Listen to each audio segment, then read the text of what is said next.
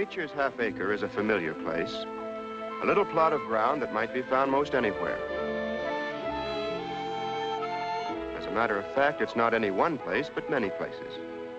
It's a typical field in the country, a forgotten corner in an old orchard. It might even be a backyard garden, or a patch of wildflowers on a hillside. While this may seem a rather commonplace setting for a true life adventure, actually we've come upon a fantastic book of wonders. And when we get close enough to read between the leaves, we may discover there's more in nature's half-acre than first meets the eye. In this tiny grassroots world, there are literally millions of inhabitants. For the moment, all looks calm and serene.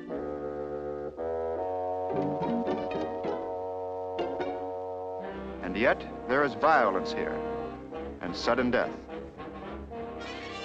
Nature is concerned not with the individual, but with the preservation of the species.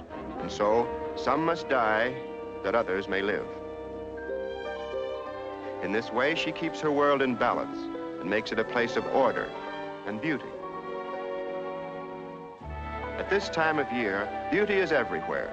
Beauty to fill the eye and please the ear. For now, all the sounds of the outdoors lift and blend to become a symphony of spring.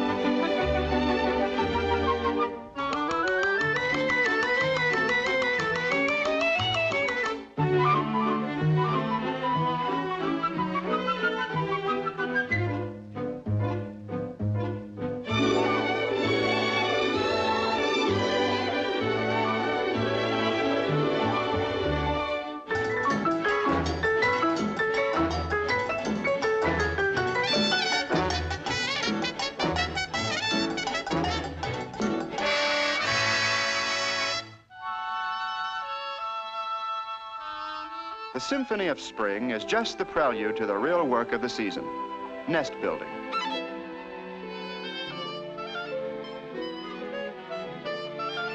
Mrs. Robin, one of the first to begin, builds a plain, homey nest. But what it lacks in appearance, it more than makes up for in size. The hummingbird balances her tiny apartment upon a single twig, and for the artistic touch, adds a soft lining of down.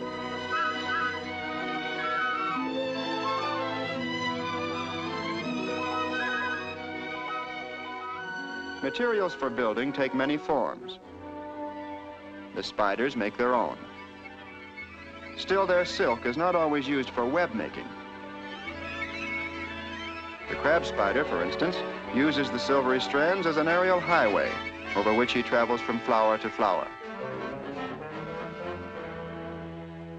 To begin her nest, the leaf-cutting bee slices out a perfect circle.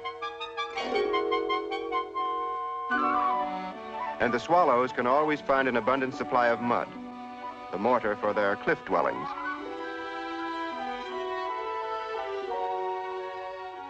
But if the birds build a strange assortment of nests, some creatures have no nests at all. The sawfly, for instance, bores a deep hole in a tree, and there she deposits her eggs. To this purpose, she's equipped with a curious drill that can penetrate even the hardest of woods. Later, her cousin happens along, a parasite, and she lays her eggs in the same nest.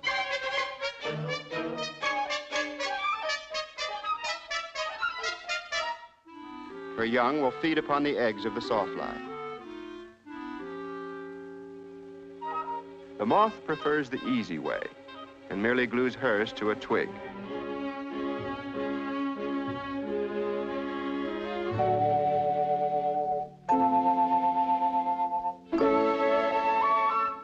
In due time, the new families begin to appear. The caterpillars are born hungry and begin life by dining on their own eggshells. There are caterpillars of every kind and color, but they all have one thing in common: an insatiable appetite. When this destructive force is turned loose in nature's half-acre, nature's balance is threatened.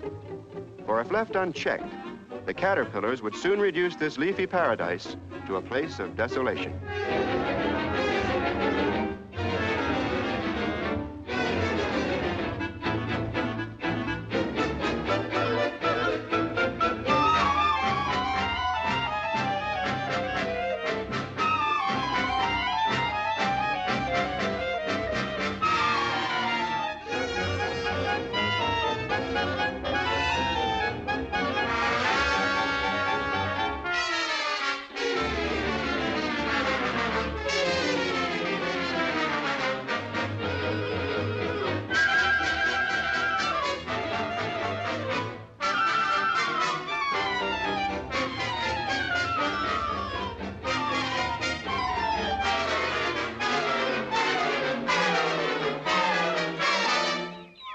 The potential plague is soon brought under control with the new crop of baby birds.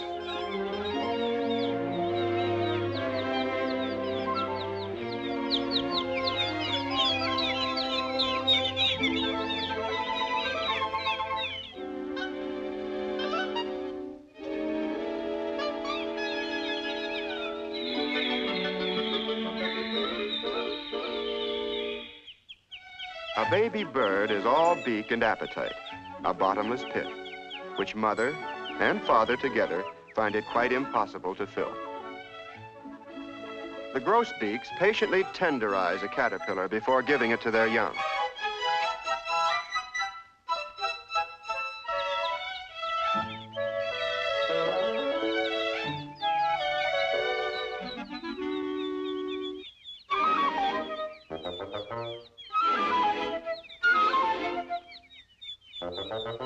While some parents tailor the worm to the baby, others try to find the baby to fit the worm.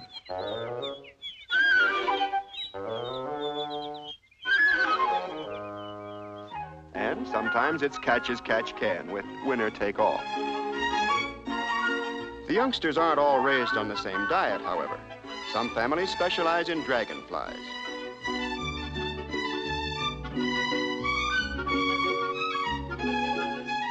Others, like the woodpeckers, thrive on the eggs and grubs that father finds under the bark of trees.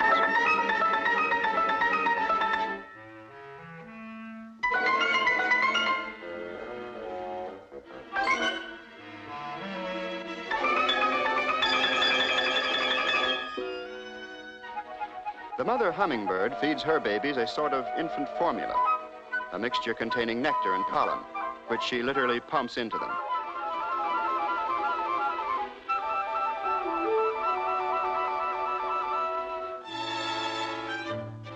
The waxwings are very fond of berries, and mother seems to be putting away enough to feed a whole family.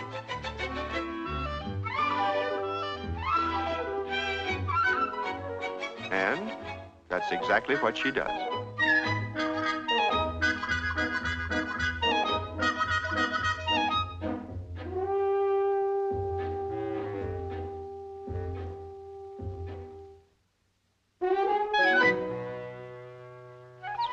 Breakfast at the Cardinal household finds little Junior in the back row, sadly neglected. Well, no matter. Father will be along in a minute.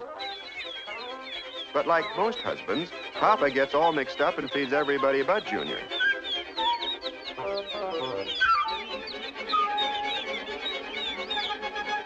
Junior squawks his head off, but to no avail.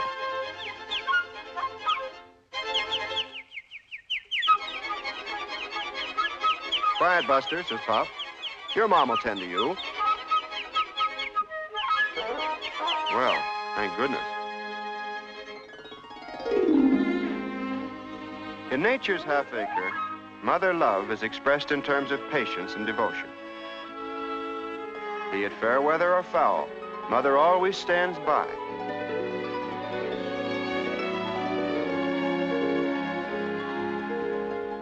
All but the cowbird. This heartless creature lays her eggs in another bird's nest and then flies away, never to return. Her egg, large and speckled, looks quite different from the others. In fact, it wouldn't fool anyone, except the foster mother. She raises the fledgling as her own and never seems to notice that he's much bigger and hungrier than his stepbrothers.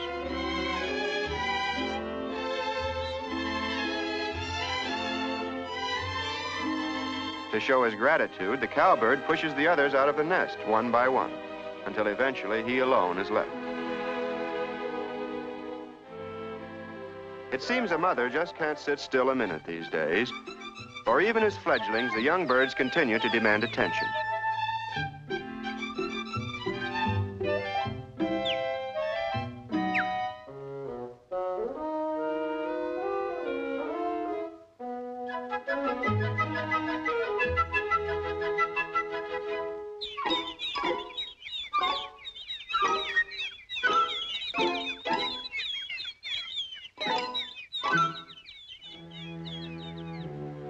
Of course, like all youngsters, they eventually arrive at a trying stage. First, they eat too much, and then suddenly they refuse to eat anything at all. Mother Chickadee has 2 such problem children. Now, who ever heard of a stubborn chickadee? Well, here's the proof.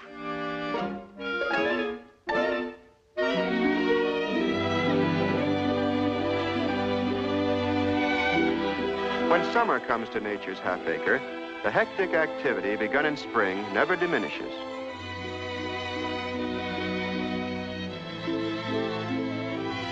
The bumblebee, for instance, busily gathering food for her family, pollinates the flowers at the same time. The bee's contribution is, of course, accidental. And yet, without this exchange of pollen, the flowers couldn't exist.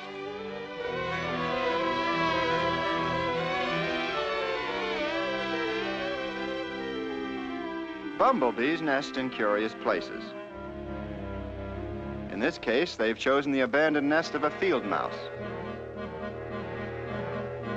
The newborn have an extremely short childhood.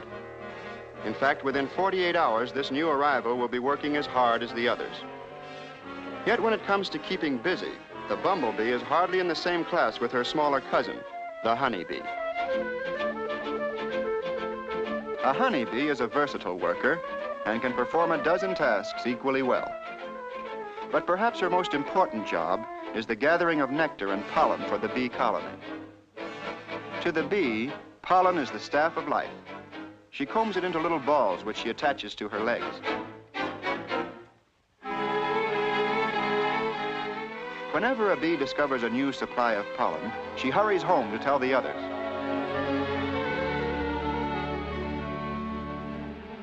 It's an amazing fact that she actually does communicate with her fellow workers through this strange little ritual known as the pollen dance.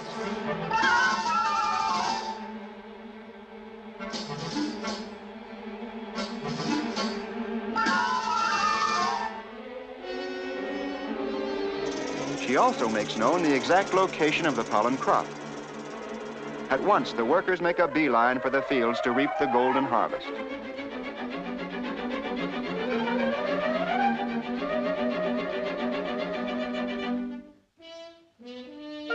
The queen bee, however, remains at home. Here she is, the center of attention. Actually, she's not a queen at all. She's an egg-laying machine, going from one cell to another, endlessly depositing her eggs. She alone is able to reproduce her kind. The eggs pass through the larval stage in these wax cells. And now a newborn bee emerges from its cradle. She will at once begin her apprenticeship in this highly organized community. One of the apprentice's first assignments is that of waxmaker, and she helps build the new cells in which the honey will be stored.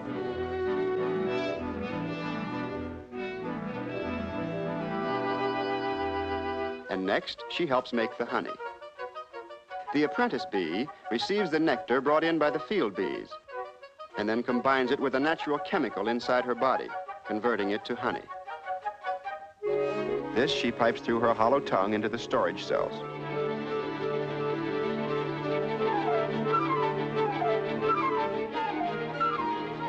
At the proper time, a bee instinctively knows that her apprenticeship is over, and so she joins the other workers in the fields. The life of the honeybee is very brief. In a few short weeks, she literally flies her wings to tatters. Soon she will die from overwork, or else fall prey to her enemies.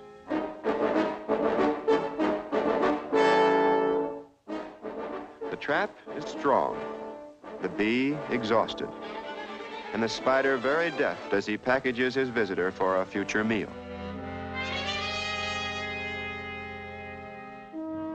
In nature's half-acre, there's only one law, the law of survival.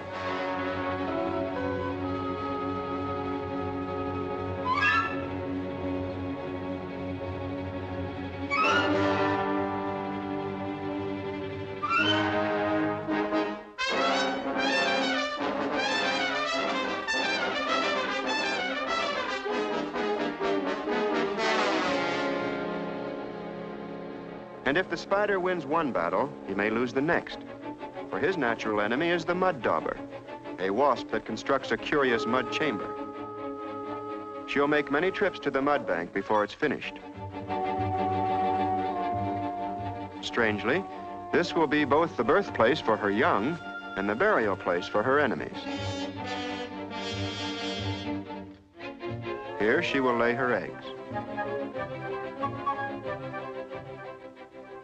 And here she will store the spiders she has paralyzed with her sting. The spiders do not die, but remain in a state of suspended animation until they become fresh food for the newborn young.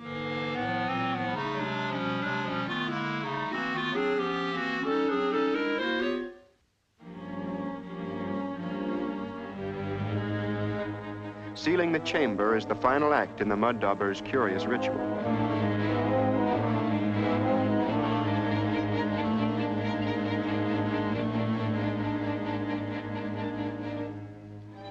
There are secret places in nature's half-acre where beauty is an invitation to disaster. Here may be found strange carnivorous plant forms that prey upon insects and draw sustenance from them. The tentacles of the sundew are tipped with nectar, an irresistible lure to the unwary.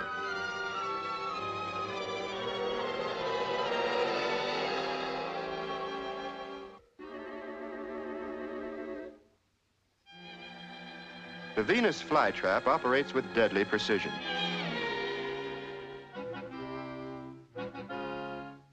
There's simply no escape for the fly that touches the delicate hair trigger.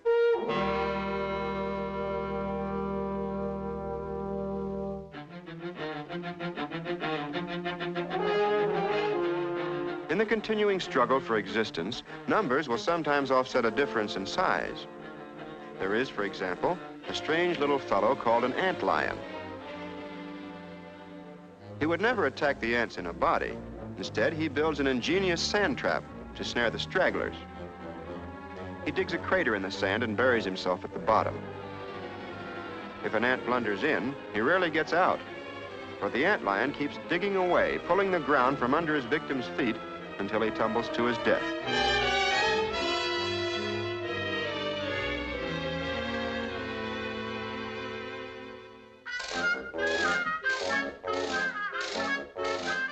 Now, here's a friendly nightmare. Of all the insect exterminators, there's none to equal the praying mantis. He'll eat anything.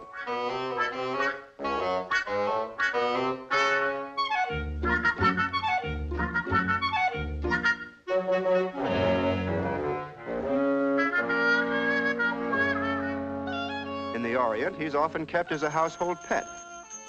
For despite his menacing looks, he's really quite harmless. To humans, that is.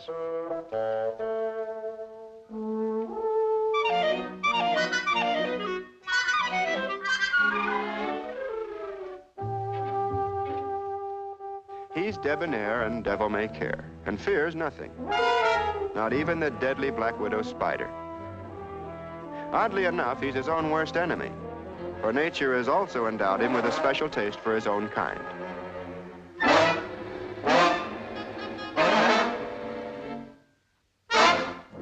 Our old friend the toad is really something of a magician, for he proves that the tongue is quicker than the eye. Now you see it, now you don't.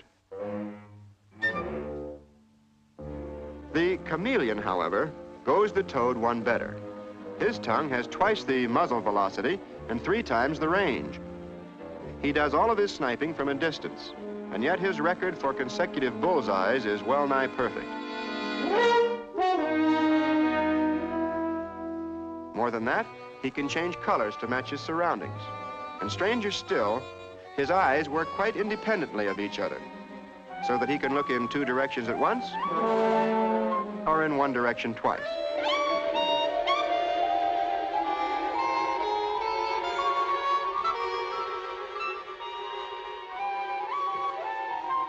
Everything catches his eye. And so, the chameleon catches everything.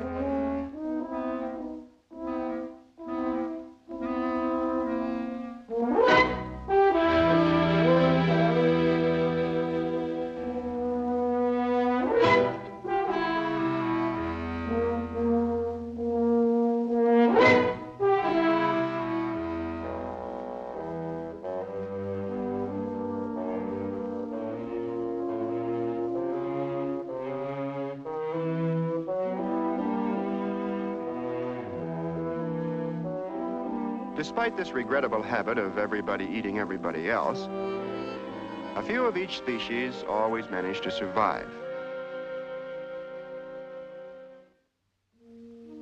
And so, as fall approaches, some of the remaining caterpillars lace themselves into winter sleeping bags.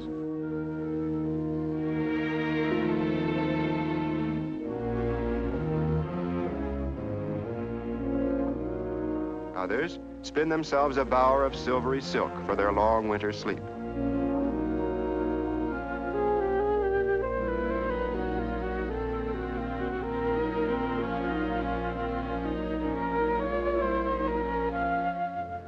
The giddy Mrs. Mantis, just to be different, prepares a nest of froth to protect her precious eggs.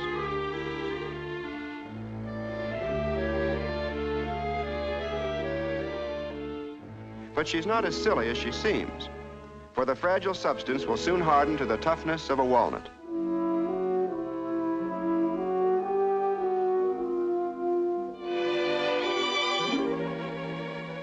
This gaudy creature spins herself a safety belt.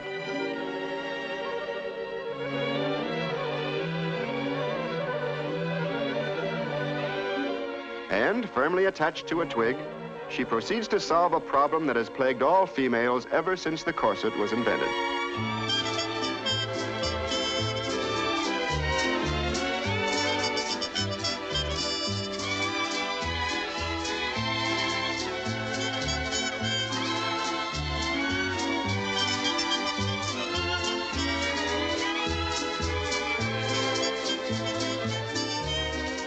Once rid of her finery, she becomes a drab chrysalis, which eventually takes on the protective coloring of its surroundings. In nature's half-acre, the turning leaves foretell the coming of winter. At this season, she touches her world with strange patterns and unexpected designs. A tiny waterfall becomes a silver fan. A bit of foam, a gaily decorated cake. And even the poorest bush, a fantasy in crystal.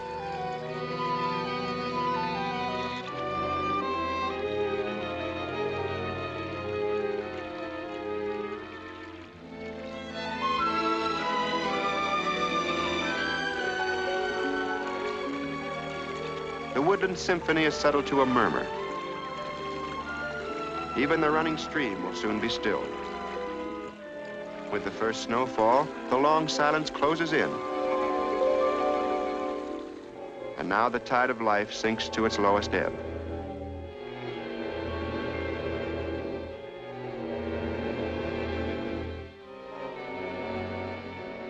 The months turn, and winter's icy grip is finally broken. The trees stand bare and lifeless against the sky. And yet, this is the time when nature stages her most impressive spectacle, the reawakening of life.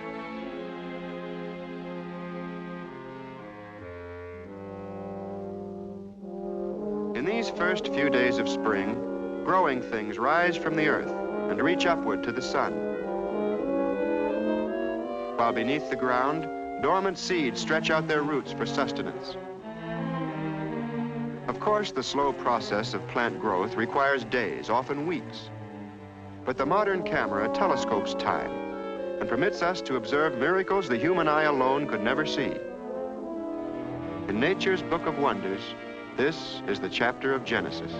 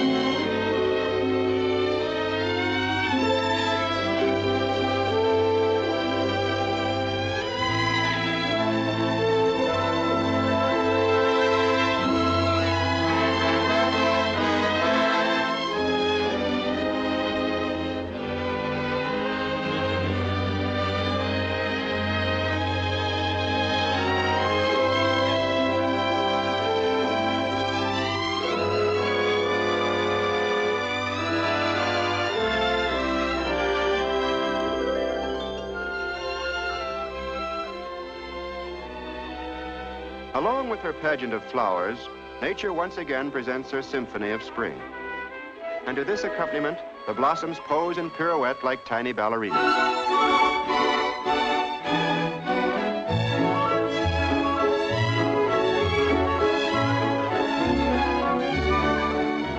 And even as beauty springs from the drab buds, so the gorgeous butterfly emerges from its ugly chrysalis.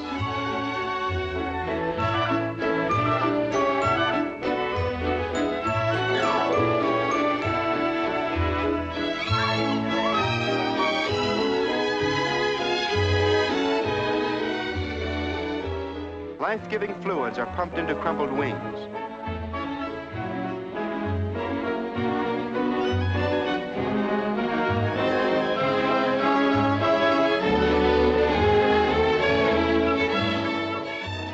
In the warm sunshine, the wings dry, colors brighten, and at last the wondrous change is complete. Again, an ending is but a beginning. With the advent of spring, nature's miracles have come full circle, and all the familiar hectic activities begin anew.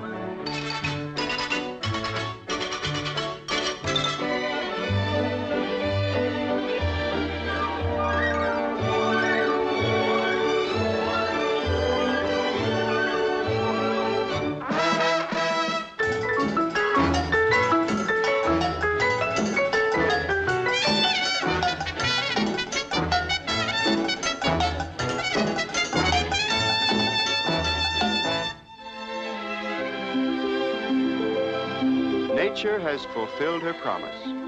Each of her species has survived.